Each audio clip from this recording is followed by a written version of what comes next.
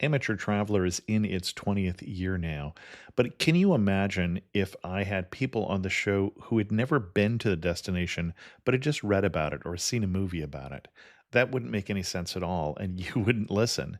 We all know how important it is to receive advice from people who know a destination to get the most authentic local experience. And a great option for experiencing this is Explore Worldwide and their authentic small group adventures, led by local tour leaders, perfect for solo travelers who want to meet like minded people with a desire for adventure.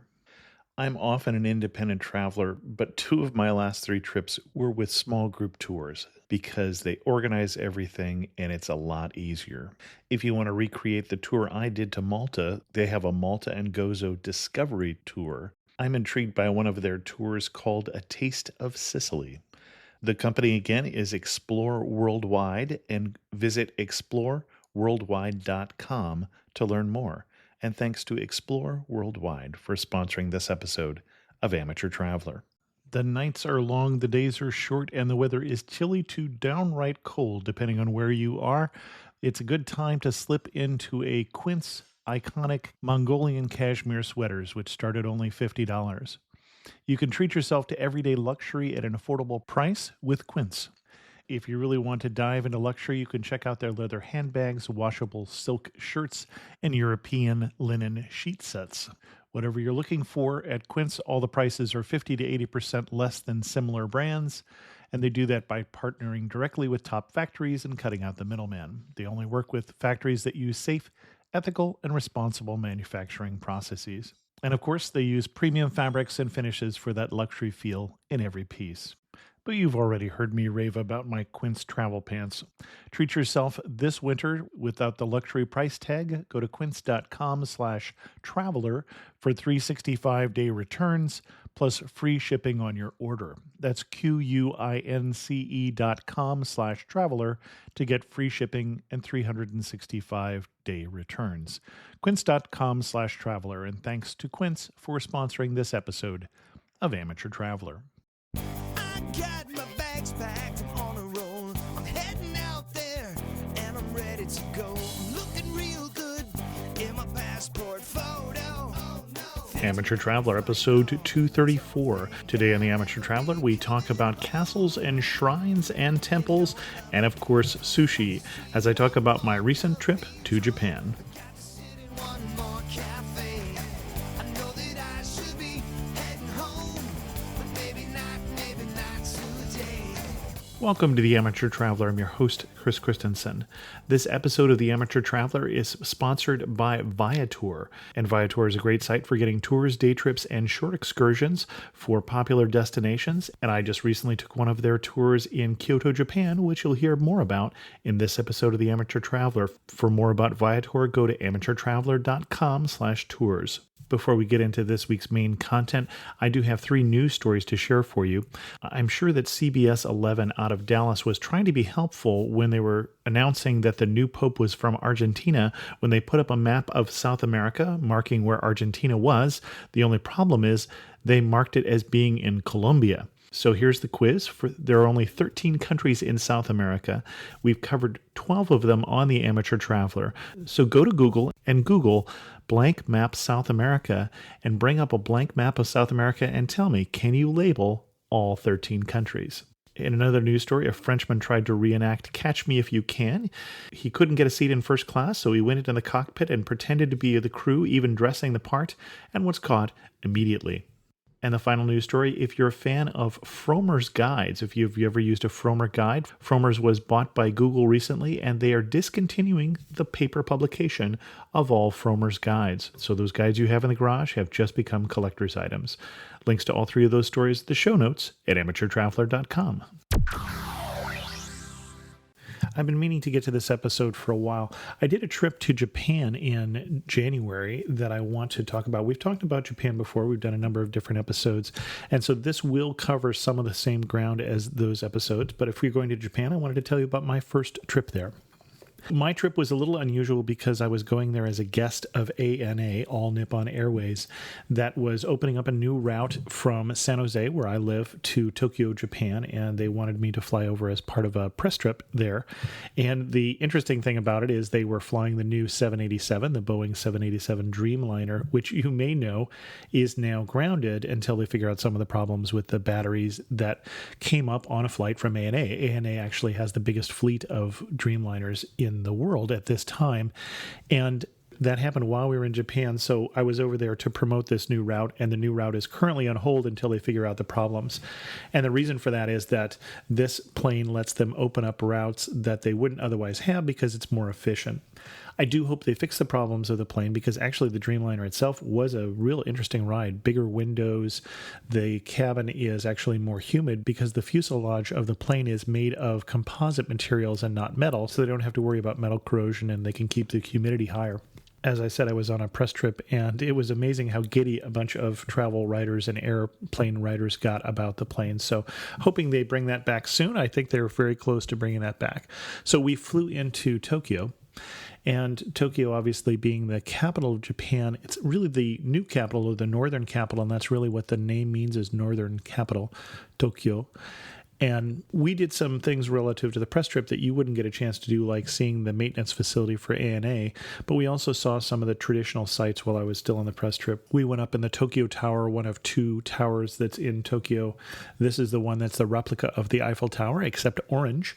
We did not go up in the new Skytree Tower, which is even taller. We saw the Imperial Palace grounds, but only from the outside, and walked around them in the rain.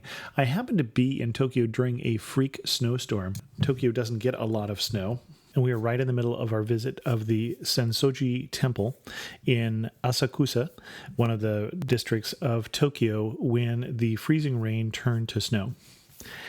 And oddly enough, that may have been the visit where I fell in love with Tokyo.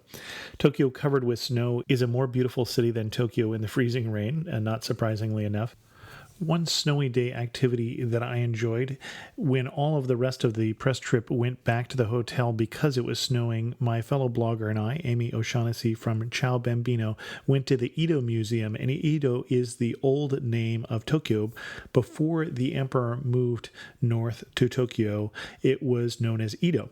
And this is a museum, the Edo Museum, about the history of that city and how it was in the shogunate time, and then how it changed very radically when the country started to modernize. I enjoyed the museum. It was a good hands-on museum if you had kids as well, although for us it was a particularly good snowy day activity. Although one interesting surprise was that the trains actually, because of the snow, and they're not used to snow in Tokyo, stopped running, and so it did get a little hard to get back to our hotel. A couple surprises for me about Tokyo. I'd heard that Japan in general and Tokyo specifically were a very expensive country, and I was surprised to find that I really didn't find that to be my experience. Now, I was there in the winter when the hotel rates were cheaper, and I would really recommend more April timeframe. I would recommend when the cherry blossoms are out, or that time of year, instead of the heat of the summer or the cold of the winter. And my hotel room that ANA put us up in, which was a 5-star hotel, the Capitol Hotel chain, was an expensive hotel and a very, very nice hotel. But when I came back on my own, I was able to find hotel rooms for about $50 that were very nice, that were small, but they were very pleasant. So I really didn't find it to be that expensive. I could go out for dinner and eat a rice bowl or something, and something like a Yoshinoya for less than $5 US. So it really wasn't that expensive if you didn't want it to be that expensive. Now, on the other hand, when ANA took me out for sushi, I think that was more than $50 per person, but it was a very fancy restaurant of very good sushi, if you happen to like sushi. So that was a surprise.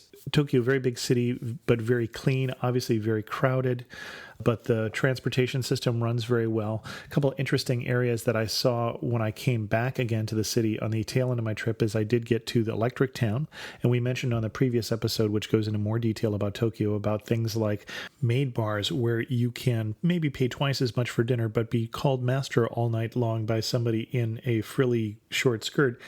An odd idea, but you can see those in Akihabara, which is the other name for the Electric Town.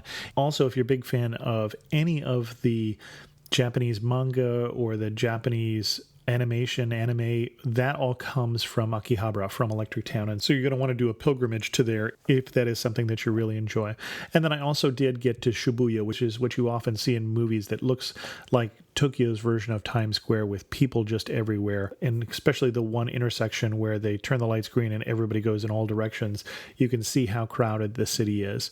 And that's where some of the nightlife is for Tokyo as well. But what I really want to focus on for this episode of The Amateur Traveler was that after the press trip ended, and press trips are interesting because somebody is paying for you, but you get to see what they want you to see, but not necessarily what you're wanting to see. So I tacked on some extra time to go out and see some of the UNESCO World Heritage sites in Japan, especially outside of Tokyo. So I got a Japanese rail pass, and you can do that before you leave the U.S. for relatively inexpensive. It was over $300 for a week, but I used it quite a lot.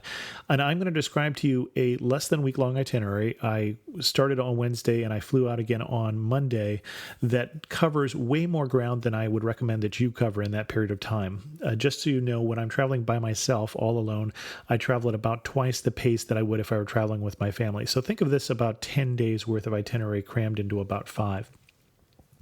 But I got on the Shinkansen, which is the high-speed train, which is wonderful. I really did enjoy it. If I'd had more time, it might have been more economical to do some of the short-term flights on ANA or one of the other local carriers.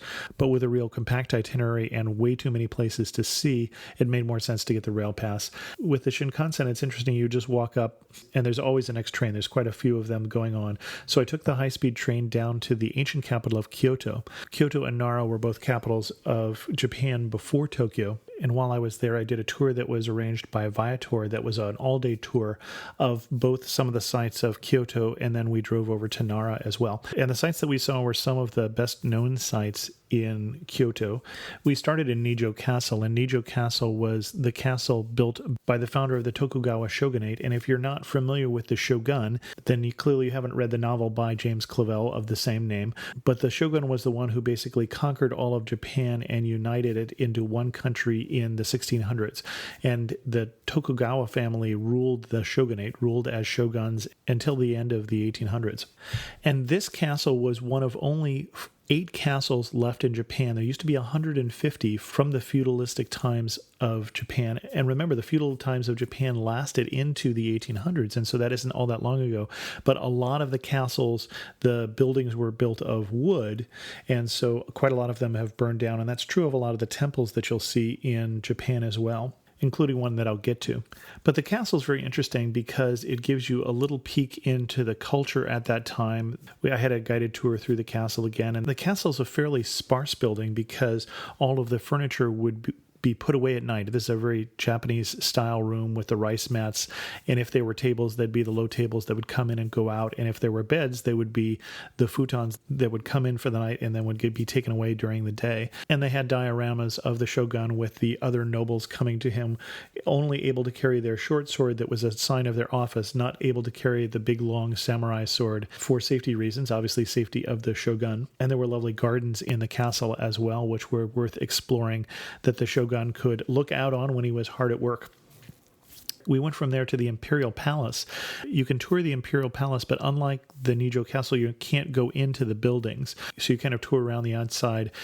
During the period of the shogunate, the emperor was probably more of a figurehead. At least that's how we would see it. I'm not sure that all the Japanese would see it that way, because they definitely trace the current emperors of having ruled for centuries. That's one of the reasons why the capital moves up to Tokyo, is that the emperor stays in Kyoto, then all the real power moves up to Tokyo until after the restoration of the emperor into power under Meiji, which happens in the late 1800s, and then he also moves to Tokyo as well. But they're still keeping the palace in Kyoto, and they're ready for him to move back at any time, but I don't think it's going to happen. One of the reasons why the emperor moved is as they wanted to modernize Japan. A lot of the old noble families that had a lot of control and weren't so favored and weren't fans of modernization were in the Kyoto area, and it was easier to leave them behind. After the Imperial Palace, we also went to the Golden Pavilion, which I'm sure you've seen pictures of, which is this beautiful gold Buddhist temple. And it was first an imperial residence by a retired shogun of the Tokugawa shogunate, and then later became a Buddhist temple. What you're actually seeing when you see it, unfortunately, is a replica, because it burned down in the 1800s because a disgruntled Buddhist monk burned it down. but it's a beautiful building sitting behind a reflecting pond and probably one of the most photographed buildings in all of Japan, let alone in Kyoto. And after we saw that, we went over to Nara. And in Nara, there are a couple of big things. And Nara is, again, the capital before Kyoto, and it was limited because of its location and the amount of water into a certain population. And that's why the capital moved away. And Kyoto is a bigger city, big enough that I actually got lost going around Kyoto, which is very rare for me. But I thought I was by one park, and I was really by another. But I was befriended by an American expat and his Japanese wife, a musician who lives there, who threw me in their car and drove me to my hotel when I was miles away from where I thought I was. Nara is a smaller town, and we went to Nara to see two things. One is the giant Buddha. And the giant Buddha is at Todaiji, and this is a Buddhist temple complex in Nara that is the largest wooden building in the world. And inside this wooden building is this great big metal Buddha. And the first thing you notice when you get to the grounds in Nara is deer everywhere. And the reason there are deer everywhere is that they are sacred in Nara and you are not allowed to disturb them. And they are allowed to disturb the tourists, though. If you do decide to get some food to feed the deer, you should know that they believe that they are in charge of Nara, and they can get a little insistent if you walk away and they think you are not done feeding them. And the Todaiji temple, as well as the three things that I mentioned in Kyoto already, are all UNESCO World Heritage Sites. In addition to that, we went to a Shinto shrine. And in Japan, there is this interesting combination of Buddhist temples and Shinto shrines. And when people ask what religion people are in Japan, it's a little confusing because it's not like they are 50% Shinto and 50% Buddhist. It's more like they are 80% Shinto and 80% Buddhist, because many people adopt both beliefs, and they tend to use Shinto and shrines to a million different gods, a million different spirits as for their daily life, and then they tend to use Buddhism with its understanding of life after for death. And so you might be buried at a Buddhist temple, but go to a Shinto shrine when you need luck for that particular exam. In fact, in Kyoto, we passed by the shrine that the students go to for luck for passing the high school examinations. But we went to a Shinto shrine, the Kasuga Grand Shrine in Nara, which is probably the most beautiful of all the shrines that I saw, in my opinion, in Japan. And one of the reasons for that is not the shrine itself, but on the way up, there are a number of stone lanterns that are moss-covered that they put lanterns in, they put lights in during major festivals that were quite beautiful, quite photogenic. And speaking of photogenic, the other shrine that I saw in Kyoto before I left was the Fushimi Inari Taisha shrine, or the Fox shrine, which has a number of the torii. And the torii are the golden colored gates. And the purpose of the torii is that walking through the gates is supposed to purify you. And if you were really impure, you'd want to go to the Fox shrine, because there's just torii after torii after torii in this, almost in an orange tunnel. And as I pronounce the Japanese words, I should say that I was getting around Japanese, and I think I really know basically about 2 words of Japanese. I know how to say hello, and I know how to say thank you. I tried to learn more, but I kept getting distracted by other things. So it really isn't that hard to get around, although we're occasionally odd moments, like trying to navigate some of the subway systems. Kyoto and Tokyo both have subway systems, where it was helpful actually to know Chinese characters, because I could recognize that that was an adult ticket, because that was the Chinese character, which got adopted as a Japanese character for a big person instead of a little person. But really not too difficult to get around with English only, although certainly easier if you knew some Japanese. From Kyoto, I headed north. I stopped briefly in Hikone, Japan, and Hikone, Japan has one of those other 8 castles, which I explored up in the snow. I walked up to the castle. When I say castles, these are relatively small castles. There are some bigger ones. The Matsumune Castle in Nagano and the Osaka Castle are probably the largest. Osaka is actually undergoing reservations, so I didn't bother going down there, because all I would see was scaffolding, and I didn't get up to Nagano in this trip, just too far. But I did enjoy exploring this castle. But we're talking about something that's basically a 4-story building or so, 3 or 4-story building, so it's not really all that large when we use the word castle, and the same is true with the Nijo Castle in Kyoto. And then I was on my way further north, and I was on my way up to Nikko. And Nikko, they say, is the spiritual heart of Japan. And one of the reasons for that is a number, again, of important temples and shrines. Particularly the temple you go up to Nikko to see is the one that was founded by, again, the founder of the first shogun there in the 1600s. And it's where he is buried. It is a very elaborate temple. and that's the Toshogu Temple. And probably the best known thing about the Toshogu Temple is a very small decorative piece that shows three monkeys doing see no evil, hear no evil, and speak no evil. A small and minor piece of the entire temple complex, which is quite elaborate and quite large, but it is possibly the most photographed piece of that whole temple complex. And again, that is part of a larger complex of a number of temples and shrines in that area, which are worth visiting, and all are part of, again, of another UNESCO World Heritage Site. And while I'm talking about Nikko, I want to mention hospitality, because I ran into somebody on the streets of Nikko who was just sweeping up. There's always somebody sweeping up. It's a very clean country, who was practicing his English. So he said good morning to me, and I greeted him as well. And then I went and explored a number of the different temples in Nikko. And Nikko is a very small town. And as I came back down, I ran into him again. And he said, "What are you doing?" I said I was going to find lunch. And he said, "Well, what are you looking for?" And he said, "Do you want noodles? Because you can't throw a stone without hitting a noodle place in Japan." And I said, "No, I was actually looking for a rice bowl." He puzzled. Rice bowl. And then he started walking away and motioned for me to follow him. So I followed him, and he got in his car and motioned me to get in. So I got in his car, and he drove me across town. It's a small town, and pulled into a 7-Eleven, or the equivalent. There are 7-Elevens there. I don't remember which this was. And took me into the back, and there were rice balls. So we had a little trouble with translation, but I figured at that point, when someone has been that generous with their time, I was going to get a rice ball, and actually it was pretty good. But that did point out to me some of the hospitality of the people. And the interesting thing about being in Japan is how you can be there for a week and you're still bowing to people, and it still would feel right to you to bow to people when you get back. It's so built into the culture in terms of this politeness. And certainly it's in part because of the density of the population. I know Japan is like half the population of the U.S. in an area the size of California, so roughly 5 times the population of California in an area the same size. But it's something that I did get used to. I did enjoy the civility and the politeness of the culture, and especially as someone who really wasn't speaking a lot of English, it's nice when you can just smile and bow. And the last stop I want to mention, which I went again, and you'll see the theme here, it was to Kamakura, Japan. And Kamakura is very near Tokyo. You can just take a local train to get there. And again, a number of shrines and temples and UNESCO World Heritage Sites. And one of the reasons that I'm visiting a lot of UNESCO World Heritage Sites is, in my opinion, a lot of what is old in Japan is very beautiful, and a lot of what is new in Japan is also very beautiful. The modern and those sort of things are quite striking. In between, you can see that there was some hard times, obviously World War II and the aftermath, and so there's a lot of gray and nondescript from sort of the 1950s and 60s, which is not very beautiful. And so for me, what drew me was a lot of these older places. And specifically in Kamakura, there were 3 places that I think are worth mentioning. One is, again, a giant Buddha.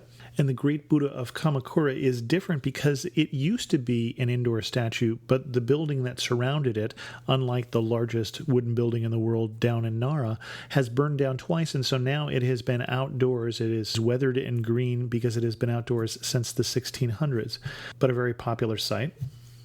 The second stop I enjoyed was the Zeniare Benten Shrine, and that is a Shinto shrine. And one of the odd things about that, one of the interesting things about that, is people go there and they wash their money.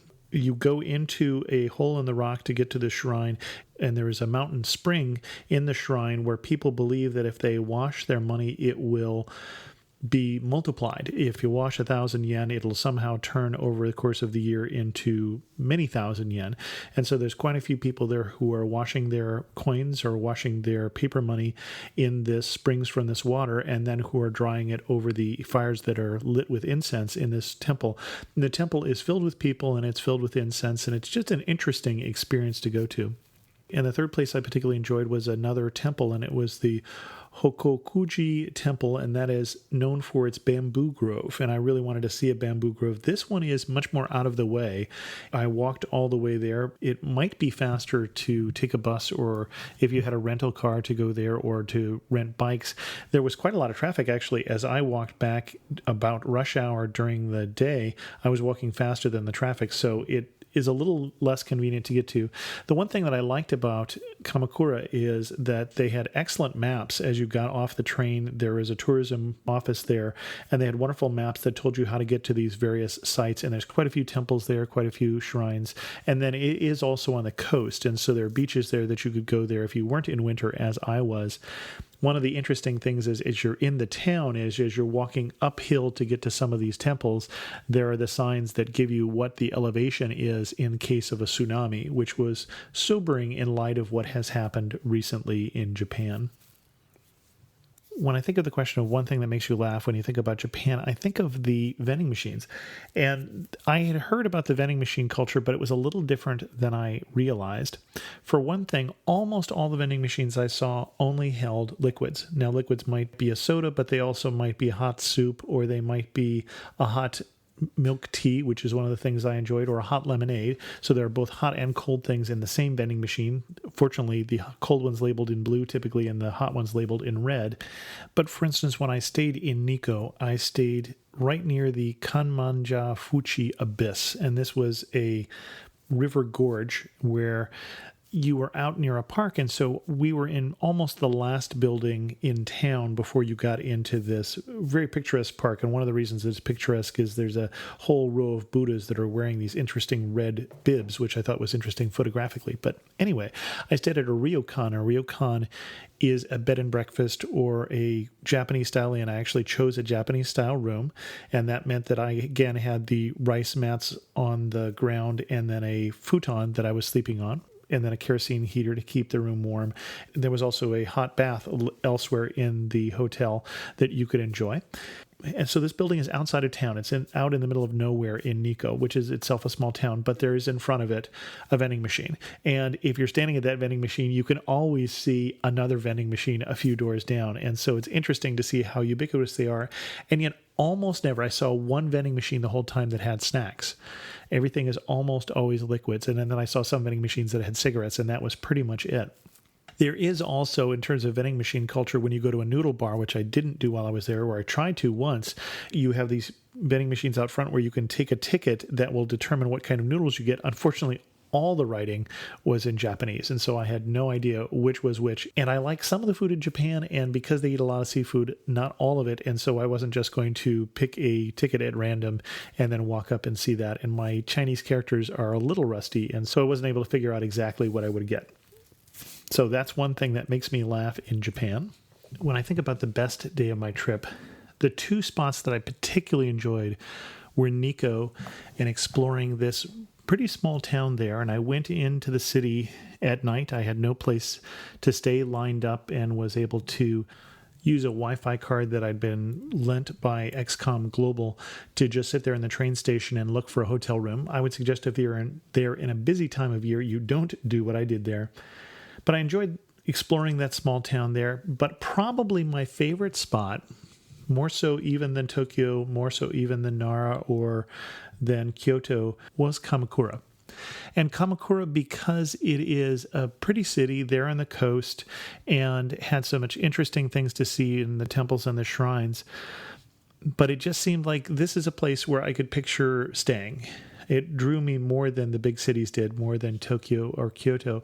But I'd say in general, the whole country of Japan, I am surprised how much I enjoyed it. It hadn't been high on my list, to be honest. I'm a big fan of history, as you know, and more aware of European history, and so more drawn to Europe than I am to Asia.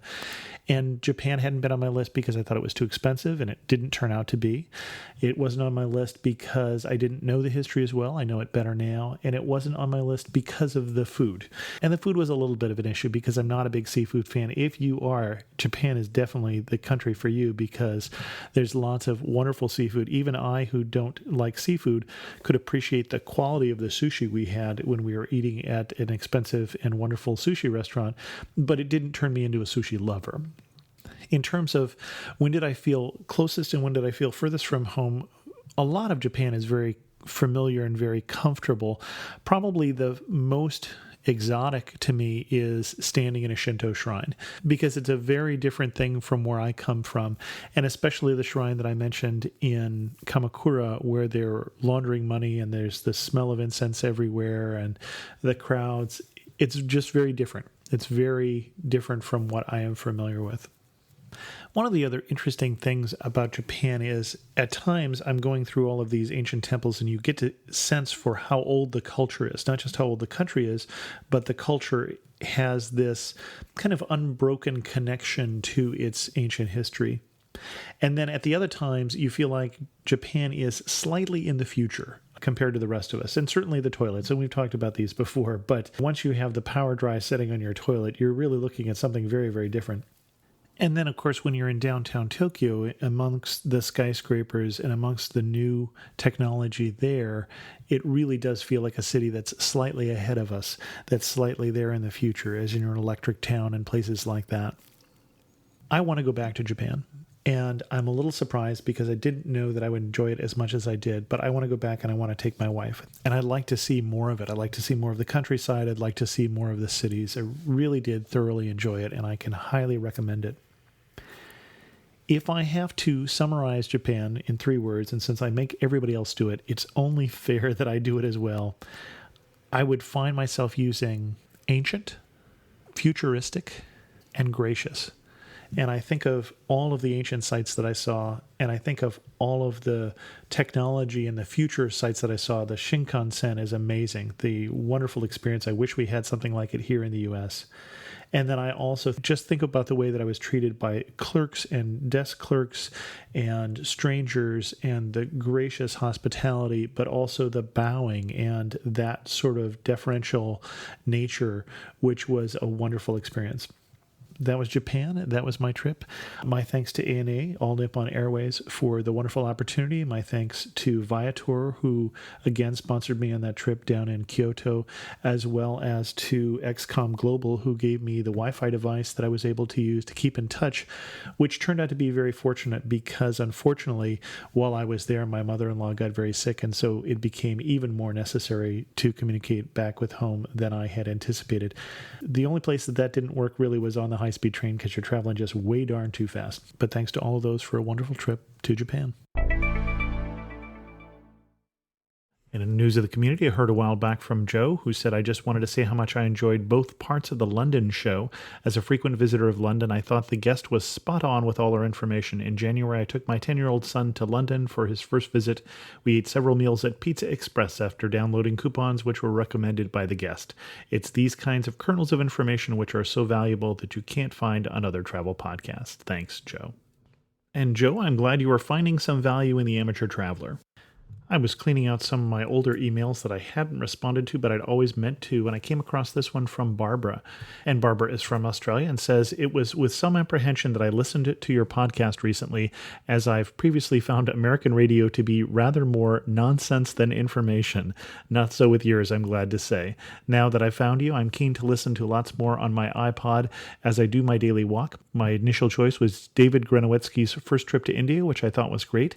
Then I managed to find one on Burma. Yippee. Now that the country is opening up, I'm sure there will be plenty of people who are keen to travel there. I'm planning a trip to Burma in November. Now, that would have been past November because this is an older email, and have listened to the one episode I found on that country. However, there is plenty of scope for another program visiting different places and perhaps give more detail about getting around and other things to do in the cities, particularly for a traveler who isn't on a guided tour. I'd like to hear from someone who's been on the Irrawaddy riverboat between Mandalay and Bagan, and also the slow train in the hills between Kalau and Inle Lake, perhaps the caves at Pindaya, also the pitfalls of finding a suitable budget guest house and things like that. I really like all those little tips that are so important. For instance, are the boats on the Inle Lake likely to tip over and ruin my good camera? How can I tell if the cheap hotel has bed bugs? What drinking options are available if the water is dodgy? And most people love to hear about the food of any country. While traveling to a very poor country, it's good to know the little gifts the villagers would appreciate from an affluent country. I believe the Burmese children would love to receive papers and pencils, which they can't afford. In Bali, I found the poor women wanted my lipstick. And Barbara, sorry that I lost this email, first of all, and I hope you did enjoy the show that we did recently on Burma, even though it was probably after you got back. With that, we're going to end this episode of The Amateur Traveler. Remember, if you're interested in tours from Viator, go to amateurtraveler.com/tours. You can leave a comment on this episode at amateurtraveler.com or send me an email to host@amateurtraveler.com.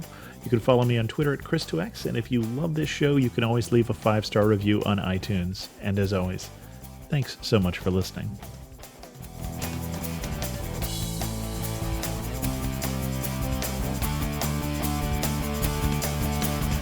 I got to see one more cathedral. I got to sit in one